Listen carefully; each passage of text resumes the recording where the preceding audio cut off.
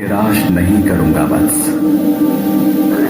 मैं अपने स्वरूप का विस्तार करते हुए भौतिक रूप में मृत्यु लोक पर वास करूंगा और मेरे असंख्य भक्त मेरी आराधना ऐसे नाम से करें जिससे संसार को हमेशा ये ज्ञात रहे कि मैं कहां से आया हूं।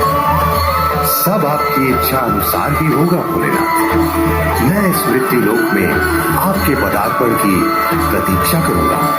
तथास्तु। यह सब देख स्वर्ग लोक में विराजत ब्रह्मदेव ने भगवान शिव के उपयुक्त स्थान के लिए एक ईश्वरीय संकेत दिया। उन्होंने एक कमल के फूल को मृत्युलोक की तरफ फेंका। जब वह फूल पृथ्वी से टकराया तो उसी स्थान पर नीचे पाताल लोक में हाटक नदी से एक सुनहरा बवंडर निकलकर पृथ्वी को चीरते हुए एक स्वर्ण लिंग के रूप में धरा पर स्थापित हो गया।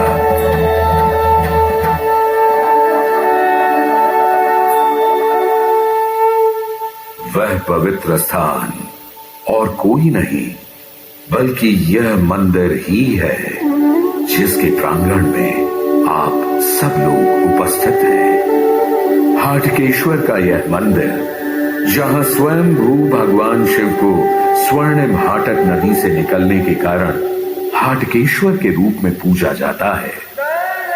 इस नश्वर संसार में अपने भक्तों को दर्शन देते भगवान शिव अपने असंख्य अवतारों का स्मरण भी करवाते हैं, फिर चाहे वह उनका रुद्र रूप हो या दयालु महाशांत रूप, ध्यान मग्न आदि योगी हो या महाकाल पशुपति नाथ हो या नृत्य करते नटराज।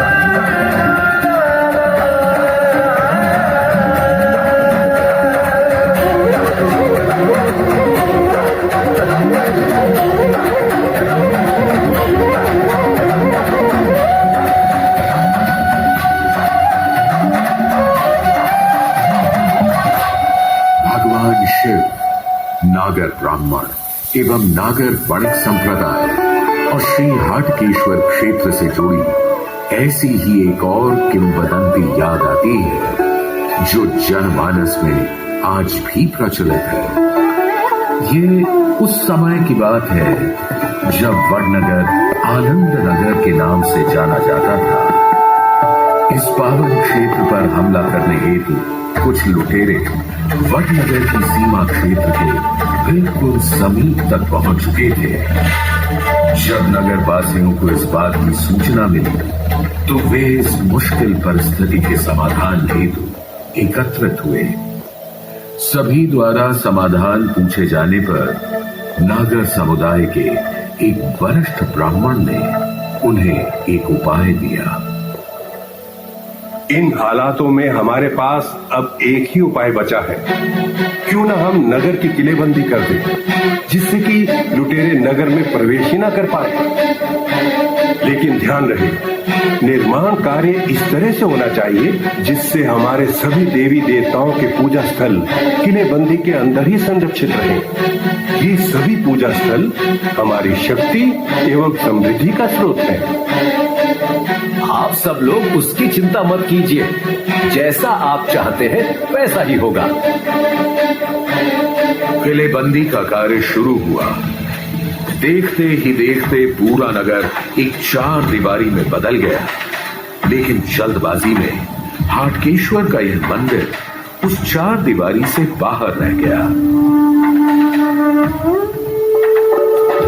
लुटेरों से तो नगर बच गया, लेकिन इस अनर्थ से नागर ब्राह्मण नहीं बच पाए। देखते ही देखते आनंद नगर का आकाश काले बादलों से ढक गया। बिजली ऐसे चमक रही थी जैसे प्रलय आने वाली।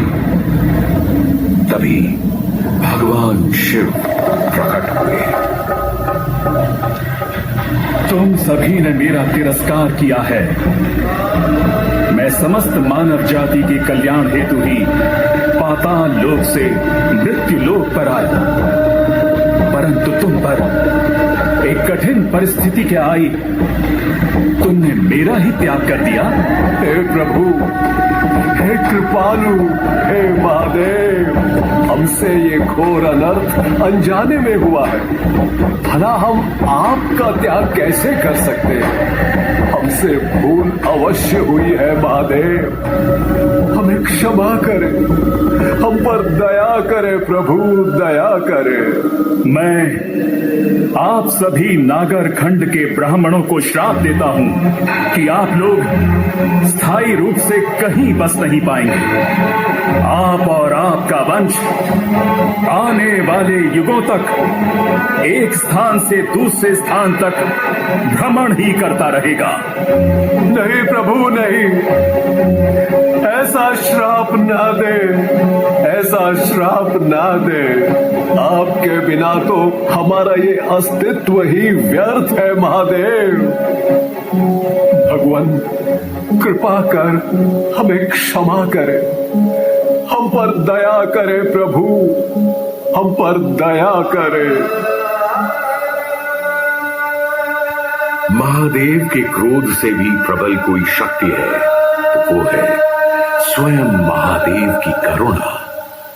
अपने प्रिय भक्तों का दुख स्वयं महादेव से भी देखा ना गया।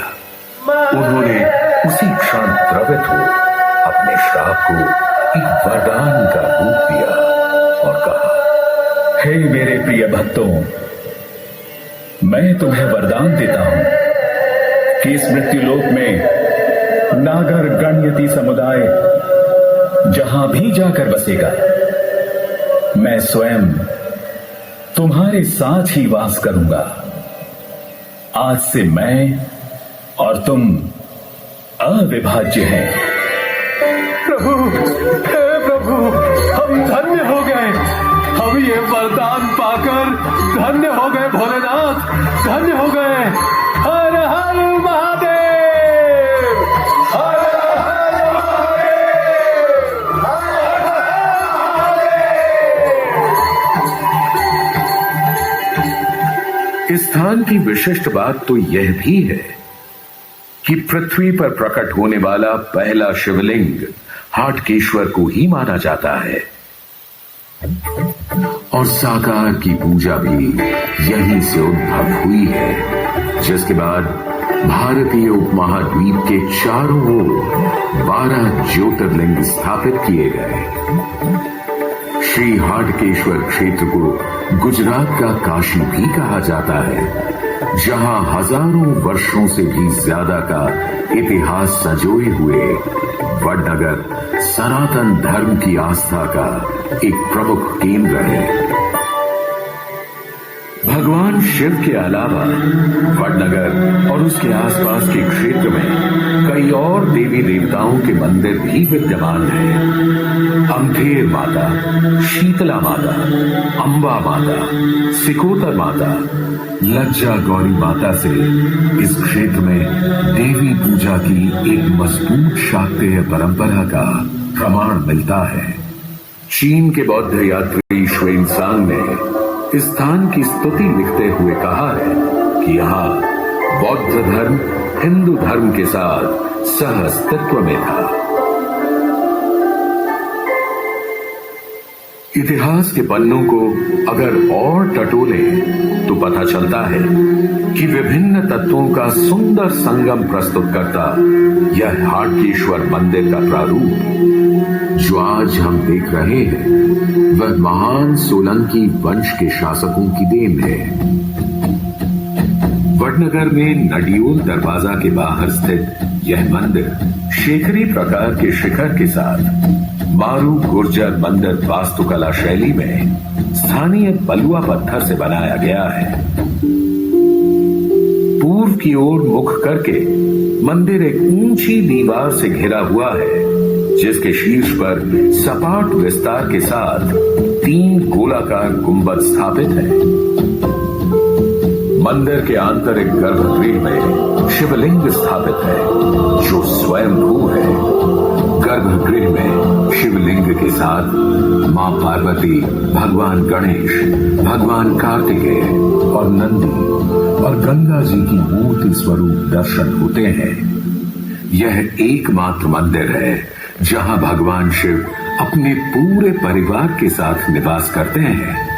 यहां मंदिर की दीवारों पर अंकित नवग्रह प्रमुख हिंदू देवी देवताओं, रामायण और महाभारत के दृश्यों को इस प्रकार से उकेरा गया है कि देखने वाला मंत्रमुग्ध हुए बिना नहीं रह सकता। इस मंदिर परिसर में काशी विश्वेश्वर शिव मंदिर के साथ कई सालों से दृढ़ता से खड़े इन 2 पीपल और वट के पेड़ों की पूजा का भी अपना ही महत्व है। वट सावित्री के दिन सुहागिनें भगवान शिव और मां पार्वती को साक्षी मान अपने सुहाग की लंबी आयु की कामना करती हैं और इन वट वृक्षों का आशीर्वाद पाती हैं।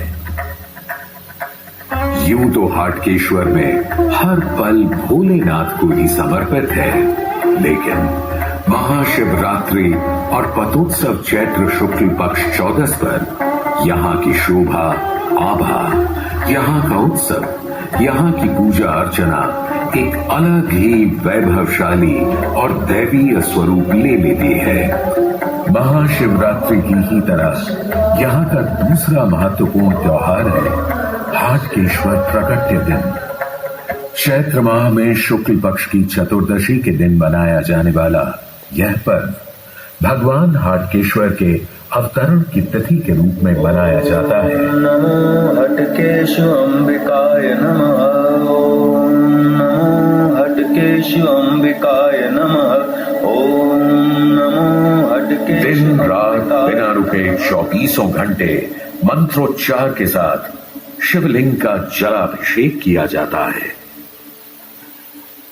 इस दिन हाटकेश्वर शिवलिंग की शोभा यात्रा निकाली जाती है, जो मंदिर प्रांगण से निकलकर नियत मार्ग से होते हुए फिर वापस मंदिर प्रांगण तक ले आती है।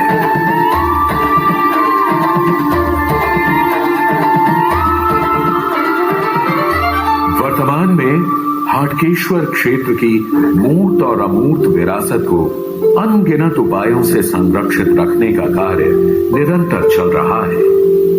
गुजरात सरकार और श्री हटकेश्वर महादेव संस्थान ट्रस्ट द्वारा किए गए प्रयासों से मंदिर का नवीनीकरण कर जीर्णोद्धार का कार्य कराया गया है।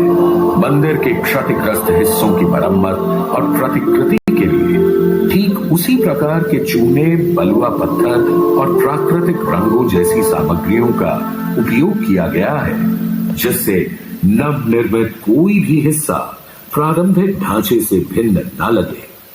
भगवान और उनके भक्तों के बीच संबंध स्थापित करता यह हाटकेश्वर क्षेत्र भारतीय सनातन संस्कृति की मूल भावना और चेतना का प्रतीक है। असंख्य भक्तों की तरह हमारे देश के प्रधानमंत्री नरेंद्र मोदी, जिनकी यह जन्मभूमि भी है, हाटकेश्वर महादेव के प्रति पूर्ण समर्पण भाव कर यहाँ दर्शन करने आते हैं। पाताल लोक की गहराइयों से स्वयं भू प्रकट हुए हाटकेश्वर महादेव इस मृत्यु लोक में स्थापित एक ऐसा स्थान है जहां तीनों लोकों की अनुभूति होती है। अनादिकाल से अविनाशी शिव और नश्वर मनुष्य के बीच एक शाश्वत बंधन का प्रतीक यह वडनगर समय चक्र में निरंतरता से प्रवाहित होता यह वडनगर सभी श्रद्धालुओं का प्रिय है। यह अनंत अनादि वडनगर।